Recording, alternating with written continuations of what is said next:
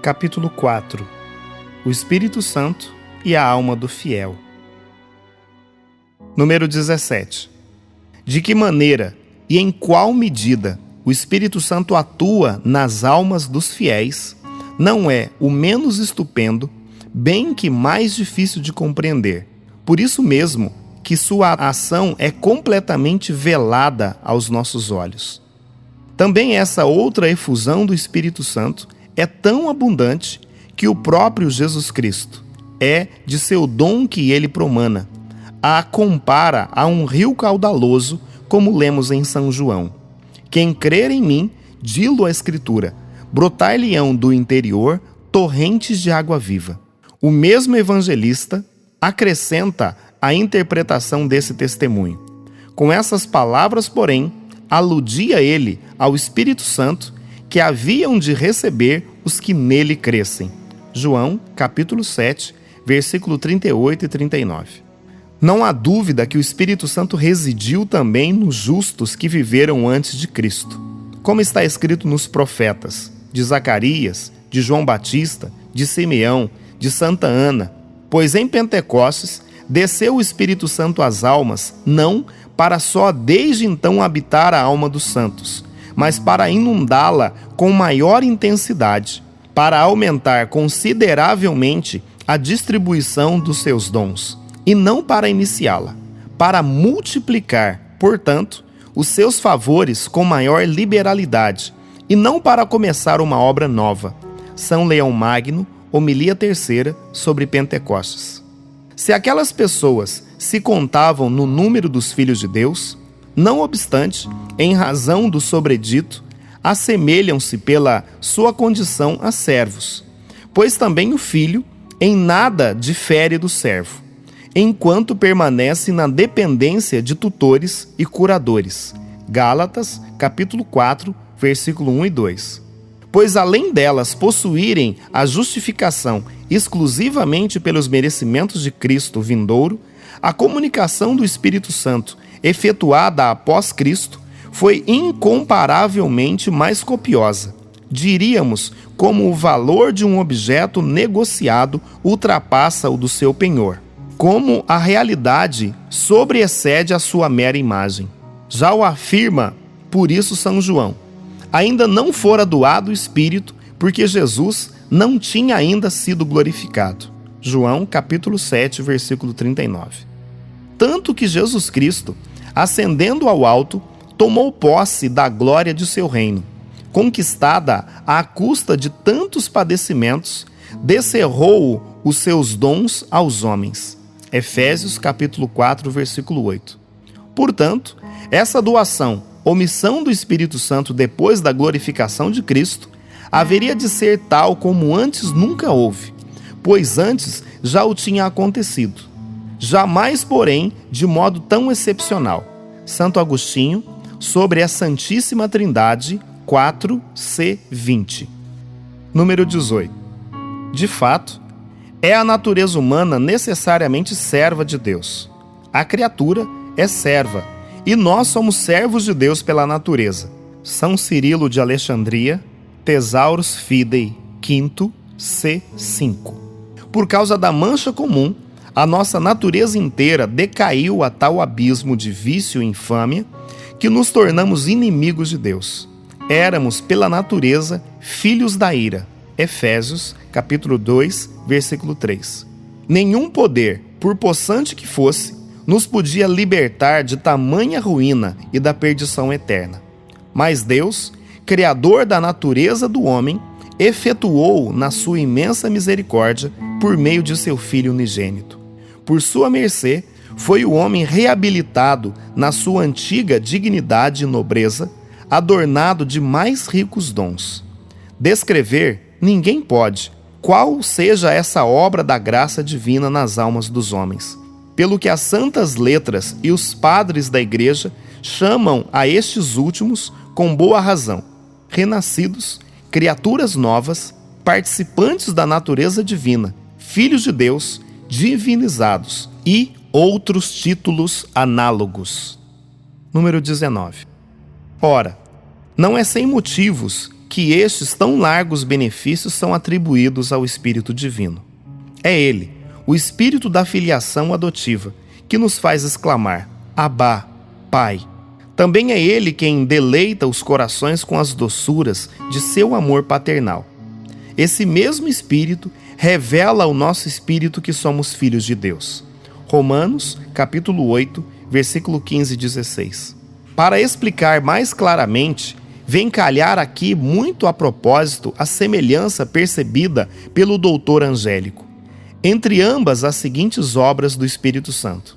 Por ele, Jesus Cristo foi concebido em santidade para ser o Filho natural de Deus. E por ele também, os homens são santificados para se tornarem filhos adotivos de Deus. São Tomás 3, Q32 a 1.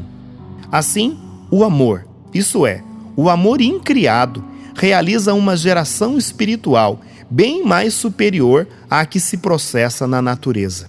Número 20. Essa geração, ou renovação, começa para o homem pelo batismo. Nesse sacramento, é expelido da alma o espírito imundo, e nela penetra pela primeira vez o Espírito Santo, que a torna semelhante a si. O que nasceu do Espírito é Espírito. João, capítulo 3, versículo 7. Doa-se a ela ainda, em grau mais perfeito, para lhe outorgar a fortaleza e vigor da vida cristã no sacramento da confirmação. Por ele é que os mártires e as virgens triunfaram dos atrativos da corrupção. A si próprio, como dissemos, dá-se o Espírito Santo. O amor de Deus foi derramado em nossos corações pelo Espírito Santo que nos foi dado. Romanos, capítulo 5, versículo 5. Pois não só nos proporciona as mercês divinas, mas é também o seu autor. Ele próprio é a dádiva suprema, procedendo do amor recíproco do Pai e do Filho, com justiça, é considerado e denominado o dom de Deus Altíssimo. Número 21. Para lançar mais luz sobre a natureza e a virtude deste dom, há de mister recordar as explicações dadas pelos santos doutores aos ensinamentos da Sagrada Escritura. Isso é, que Deus está presente e dentro de todas as coisas, por seu poder, enquanto tudo está sujeito à sua potestade, por sua presença, enquanto tudo está descoberto aos seus olhos, por sua essência, enquanto é a causa da existência de todos os seres. São Tomás 1, Q8 a 3. No homem, porém, está Deus presente não apenas como nas coisas. Antes, é por ele conhecido e amado, pois a mesma natureza nos impele a que espontaneamente amemos, cobicemos e procuremos alcançar o bem. Enfim, Deus, pela sua graça, reside na alma do justo como num templo, de maneira de todo em todo, íntima e singular. Daí, os fortes liames da caridade que estreitissimamente unem a alma a Deus, sobrepujando a amizade do amigo ao melhor dos seus amigos, e fazem gozá-lo em delícias inexcedíveis. Número 22. Esta admirável união, denominada inabitação, não difere, a não ser por sua condição ou estado, daquela que possuem os habitantes do céu na posse beatífica de Deus. E não obstante, seja em efeito realíssimo de toda a Trindade divina. Viremos a ele e faremos nele a nossa habitação. João, capítulo 14, versículo 23. Contudo, é considerada obra peculiar do Espírito Santo. Portanto, também no perverso, podemos deparar reflexo do poder e sabedoria de Deus. Mas só o justo participa do amor divino, característica do Espírito Santo. Outro sim, condiz com essa verdade o fato do Espírito Santo ser chamado santo. E isso porque ele é, primeiro e sumo amor, quem conduz e impulsiona as almas à santidade, a quem, em última análise, consiste no amor de Deus. Eis a razão porque o apóstolo, ao intitular os justos de templo de Deus, não chama expressamente de templos de Deus Pai ou de Deus Filho, mas sim do Espírito Santo. Não sabeis acaso que o vosso corpo é templo do Espírito Santo, que habita em vós, a quem recebestes de Deus? 1 de Coríntios, capítulo 6, versículo 19. Número 23. De vários modos se panteia a abundância dos bens celestes resultantes da presença do Espírito Santo nas almas piedosas. Não é outra a doutrina de Aquinate. Uma vez que o Espírito Santo procede como amor, procede na qualidade de primeiro dom.